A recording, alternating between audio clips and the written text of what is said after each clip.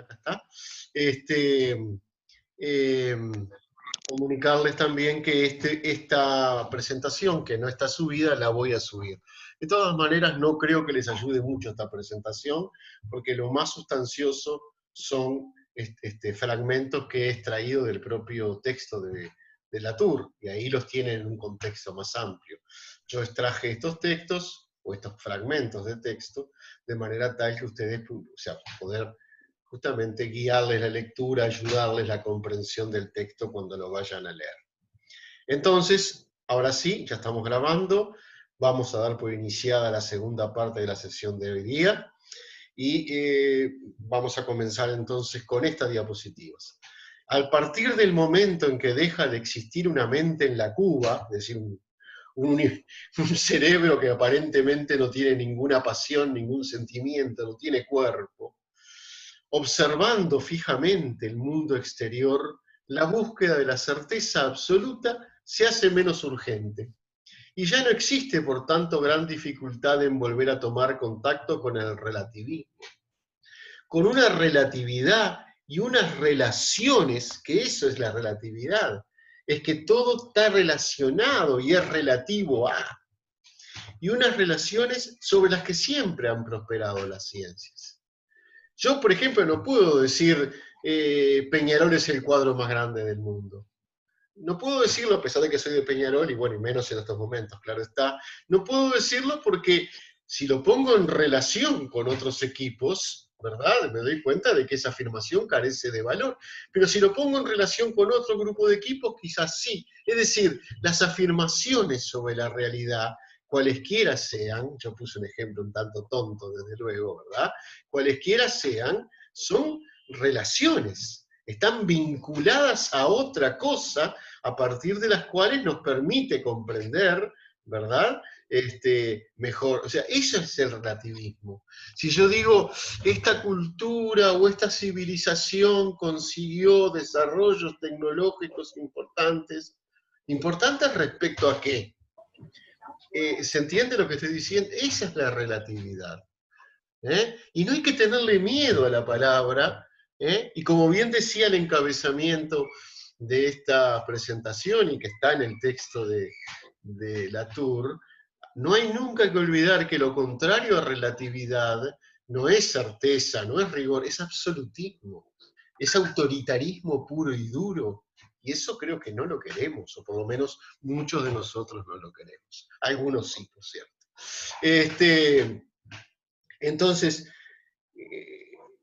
una vez que el ámbito de lo social deja de llevar esos estigmas que le han grabado quienes quieren silenciar a las masas, el estigma de la opinión, de la perturbación, de la cháchara por la cháchara, de la charlatanería, ¿por qué es así? Yo no digo que las masas o el colectivo diga la verdad. Yo no comparto eso de Vox Populi, Vox Dei. O sea, no creo que la voz del pueblo sea la voz de Dios, en principio porque no creo en ningún Dios. Pero más allá de eso, ¿verdad? Yo creo que en las opiniones que se vierten, las opiniones que democráticamente la gente vierte, cuando tiene posibilidad de vertirla democráticamente y en libertad, ¿verdad? Está contenido ese fermento que precisamente conduce a la resolución de problemas, a ponerse de acuerdo o quedarnos de acuerdo en que estamos en desacuerdo, ¿verdad? Entonces, cuando esos estigmas eh, eh, de quienes quieren silenciar a las masas, no existen ya mayores dificultades para reconocer el carácter humano de la práctica científica, su vívida historia, su historia cambiante, su historia con idas, venidas, engaños, aciertos, una historia humana, digo, no es tan difícil de entender. Sin embargo, esto es lo que tradicionalmente se ha intentado silenciar una y otra vez, ¿verdad? Esa parte humana, ¿verdad?, que es indisociable de la práctica científica. El carácter humano de la práctica científica, su vívida historia y sus muchas conexiones con el resto del colectivo. conexiones que tienen que ver con dependencia financiera, con generación de productos, con generación de felicidad, generación de perjuicios y viceversa, ¿verdad? Entonces, nos dice Latour, el realismo regresa como la sangre a través de los múltiples vasos ligados de nuevo por las hábiles manos de los cirujanos. Ya no hay ninguna necesidad de un equipo de supervivencia. Ya no hay ninguna necesidad de decir nos calzamos el casco de la objetividad. Entonces nos sacamos la ropa de calle, nos ponemos la bata blanca y somos objetivos. O por el otro equipo de supervivencia, el que dice la ciencia no sirve, es una tradición entre tantas, es una ideología imperante. No, no, no, ni lo uno ni lo otro. Es ambas cosas y es, además, en sí misma, una cosa particular, peculiar, con sus propias características. A partir del momento en que deja de existir, no, esto ya lo dijimos, ¿verdad? Acá se me rayó algo, pero no importa. Bueno, acá hay algunos detalles que quería comentarles, pero vamos entonces a la diapositiva final, a efectos de señalar, digamos, un poco el cierre, la conclusión de este capítulo de Latour, que debe sumarse, desde luego, al que ya habíamos visto la vez pasada. Y que, vuelvo a repetir, su grabación la voy a subir entre mañana y pasado, junto con estas. O el link a la grabación, mejor, ¿no? Al abrir la caja negra de los hechos científicos, ustedes saben que la esperanza de Pandora, que es el título del libro, viene relacionado con ese famoso mito griego de la caja de Pandora, ¿no? Esa caja que no debe abrirse porque si se abre salen las calamidades de ella, ¿no? Es un mito, una metáfora, una especie de moraleja también, ¿no? Búsquenlo en Google después, ¿no? Pero a eso refiere. Al abrir la caja negra de los hechos científicos, sabíamos que estábamos abriendo la caja de Pandora. No había forma de evitarlo. Permaneció herméticamente sellada mientras estuvo en la tierra de nadie entre las dos culturas, entre los científicos puros y los humanistas puros. Como dice ahí, enterrada entre las coles y los nabos, seguramente es una expresión francesa.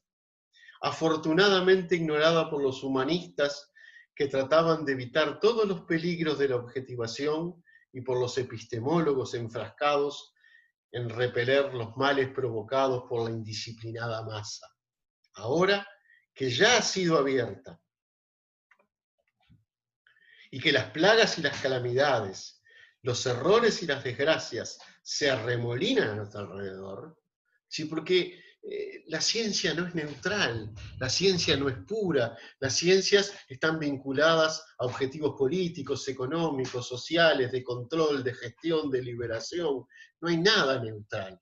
Es decir, abrimos la caja de Pandora y todo eso lo pusimos, dice Latour, desde luego, ¿no? Lo pusimos en evidencia. Acá está, miren, señores, esto es ciencia viva, con todas las realidades, todas las bondades y las necedades de las que son capaces los humanos.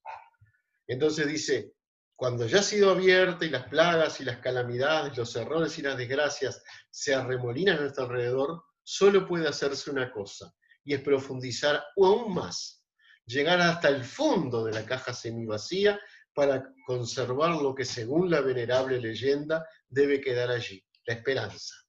La esperanza que del conocimiento, no del ocultamiento de lo que no nos gusta ver, sino del sacar a la vista, del sacar a la luz todo aquello que nos resulta desagradable, ahí vamos a encontrar entonces la posibilidad de apreciar la ciencia en su dimensión humana, sin tapujos, sin afeites, sin maquillaje, digámoslo de alguna manera, ¿no? Entonces, concluye el capítulo de una manera, a mi juicio, muy linda, ¿no? Dice, es un abismo demasiado profundo para mí. ¿Querrías ayudarme a conseguirlo? ¿Puedo tenderte la mano? Y esta es una expresión típica de Latour, ¿no? Latour es una persona que en su obra muy prolífica, es una persona viva todavía,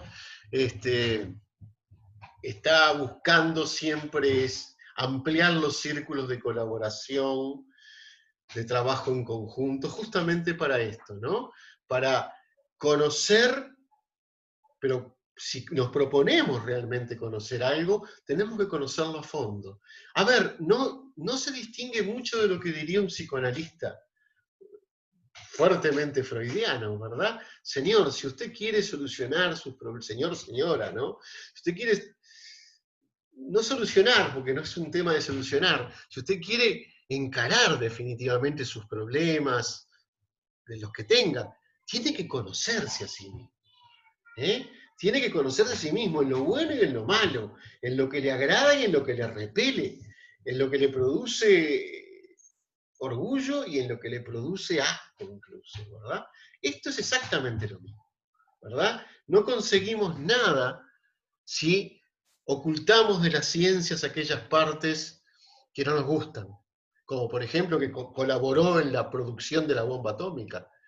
Todo el sistema científico occidental colaboró conscientemente en la producción de la bomba atómica, porque realmente, ideológicamente, estaba de acuerdo en que había que terminar esa guerra de esa manera. Hoy podemos juzgarlos a la distancia y decir fue bueno, fue malo, fue asqueroso, fue repulsivo, todo lo que ustedes quieran. En ese momento el sistema científico se comprometió. No podemos olvidarnos de eso. Tenemos que incorporarlo, porque también el científico en ese momento estaba viviendo su guerra, tenía sus intereses, su ideología, sus pasiones puestas en juego. Eso es justamente abrir la caja de Pandora y es, en todo caso, el mensaje que nos llega a Latour, ¿no? Señores, miren, si ustedes quieren conocer algo, lo que tienen que hacer es ir a fondo. Cuanto más a fondo, cuanto más al hueso se llegue, y encontrando lo que haya que encontrar, vamos a conocer mejor y quizás, como dice ahí Latour, pero lo dice para el caso estrictamente concreto de la ciencia, podrá valorar mejor qué es lo que nos da, qué es lo que hacemos con ella, qué es lo que hace con nosotros, y poder quizás transformarla o lo que sea, ¿verdad? Bueno, no sé si hay alguna pregunta que alguno me quiere hacer, algún comentario, alguna pregunta, que tenemos unos minutos todavía, encantado de poder responderla.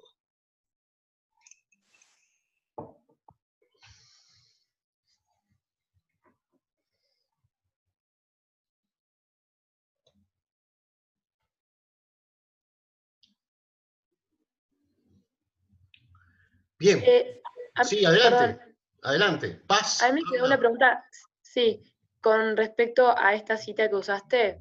Sí, Cuando él hace referencia a que ahora que ya ha sido abierta la caja y eso, ¿se mm. refiere a ahora en la actualidad que él está viendo o por algún hecho como que metafóricamente se hubiera abierto esta caja?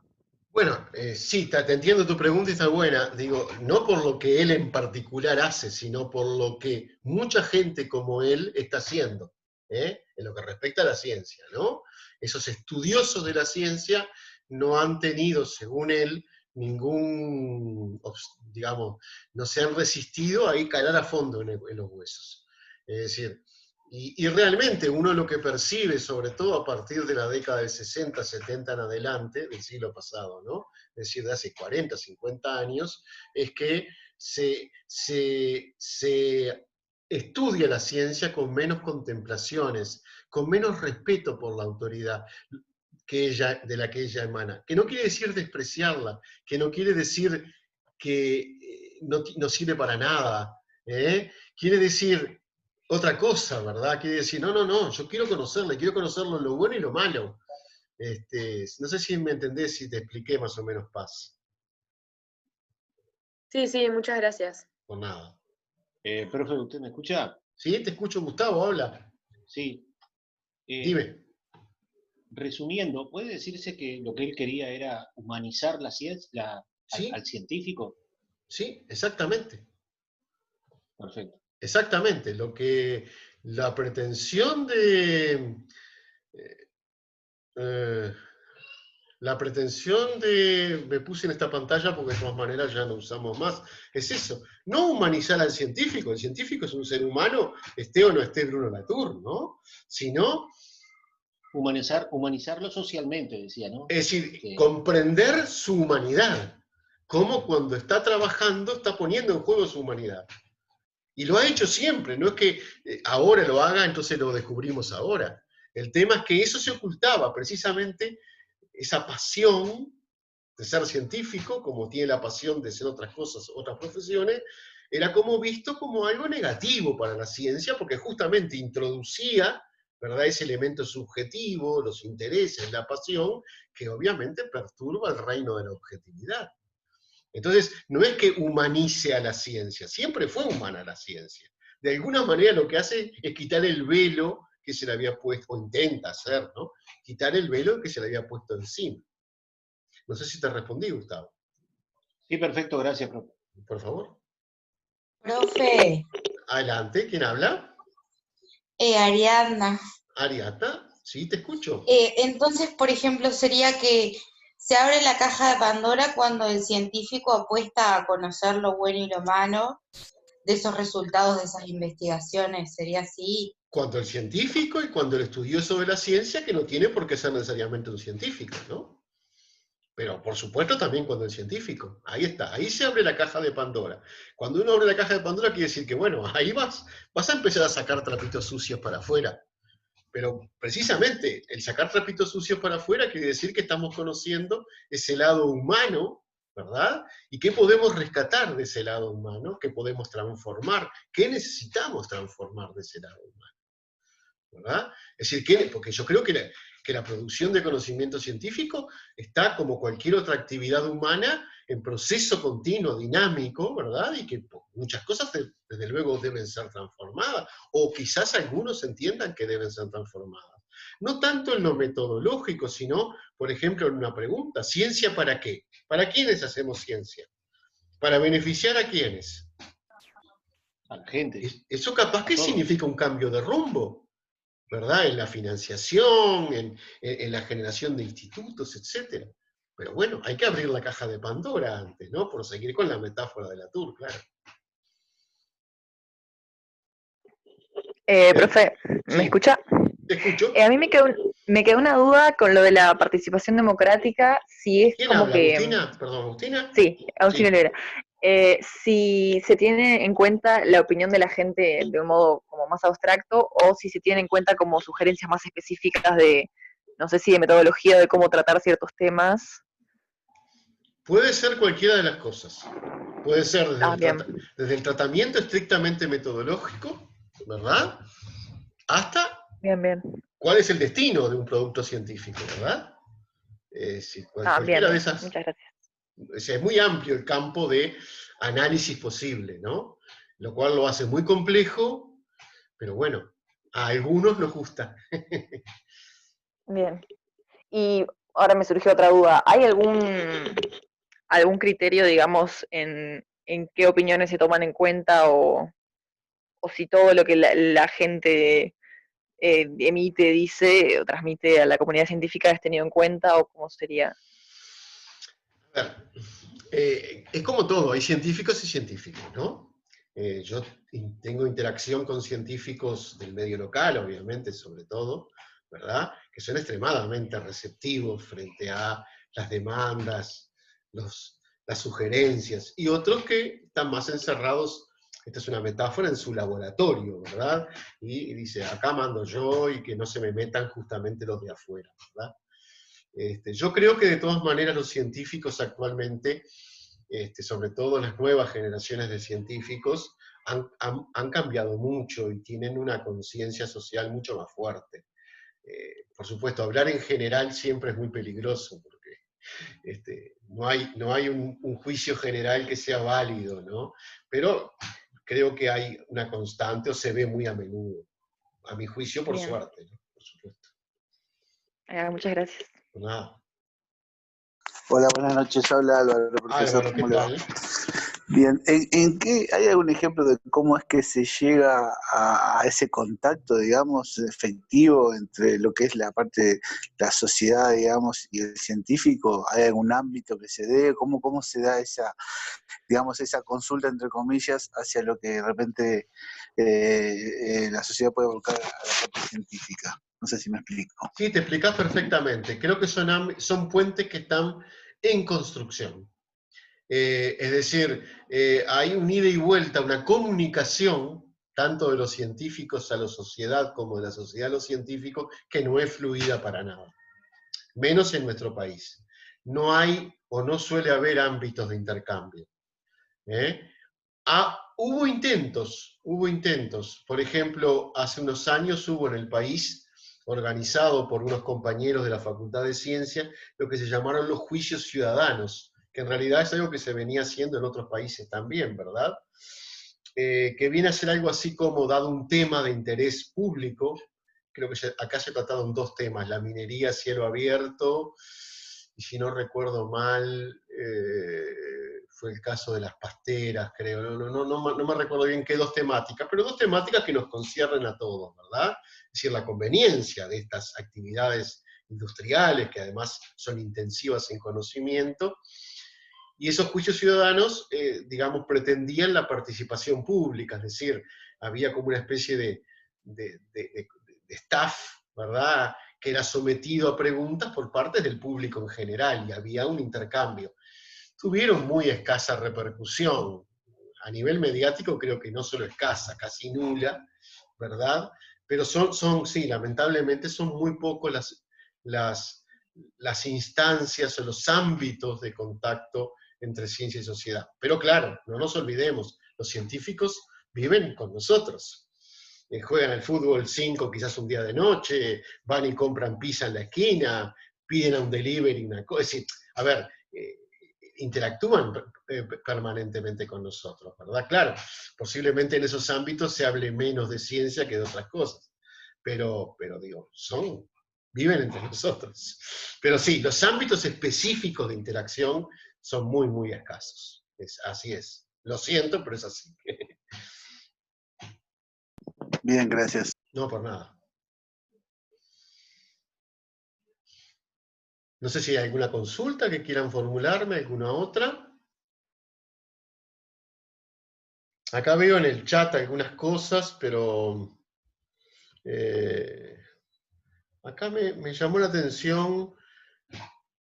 Joaquín y Fran dice que es una metáfora, supongo que es la metáfora de Pandora o de la esperanza, que es anacrónica. No sé a qué refiere. Si quiere explicarla, encantado, podemos conversar. Después hablan de trancadas del wifi, que eso ya es otra cosa. No sé.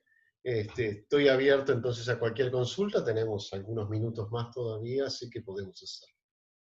Y si no, bueno, tampoco no están obligados desde luego a hablar, podemos dar por terminada la reunión.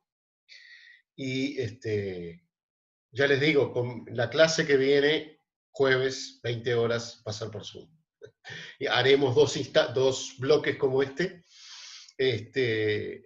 porque me parece mucho mejor que Webex. Entonces yo les voy a mandar una notificación, esto ya lo dije, pero lo reitero por la duda que alguien se haya sumado posteriormente a la clase, voy a hacer una notificación con la invitación Zoom y la voy a publicar en notificaciones de Eva, junto con los links a estas clases.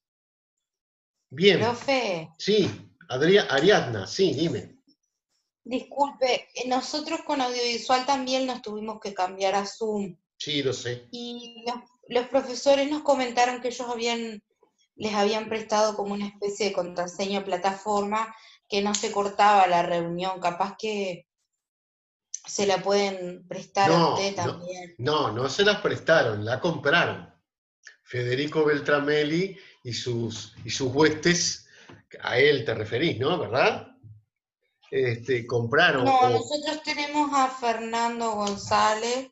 Fernando González Perilli, mirá, sí, al amigo Fernando. No sé ellos qué hicieron, puedo conversar con ellos, pero creo que todos esos arreglos son compras como parciales o provisorias de las plataformas Zoom. Muchas veces, lamentablemente en nuestra facultad, muchos compañeros han tenido que destinar parte de sus ingresos salariales a comprar licencias Zoom temporales, ¿no? Por un tiempo determinado, porque han renunciado al Webex. pero nosotros no lo vamos a hacer. No lo vamos a hacer por varias razones. No lo vamos a hacer porque en realidad nos quedan 2 clases.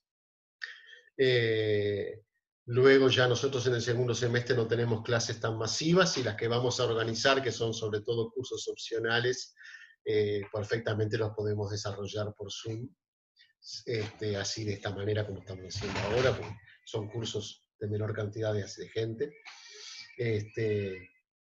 Así que no lo vamos a hacer. Pero bueno, sí puedo averiguar. Fernando González es gran amigo mío, así que no hay problema ninguno. Pero creo que hay algo de eso, ¿no? Son compras parciales o compras subvencionadas, porque uno pertenece a una entidad educativa, pero son 2 clases que nos quedan y no las vamos a usar. Pero te agradezco el dato, por supuesto, gracias. No, por favor. Bien, entonces nos estamos viendo el jueves que viene, estén atentos, mañana cuelgo en EVA, mañana de tarde, probablemente cuelgue en EVA la invitación para el jueves. Bueno, un abrazo, nos estamos viendo, gracias.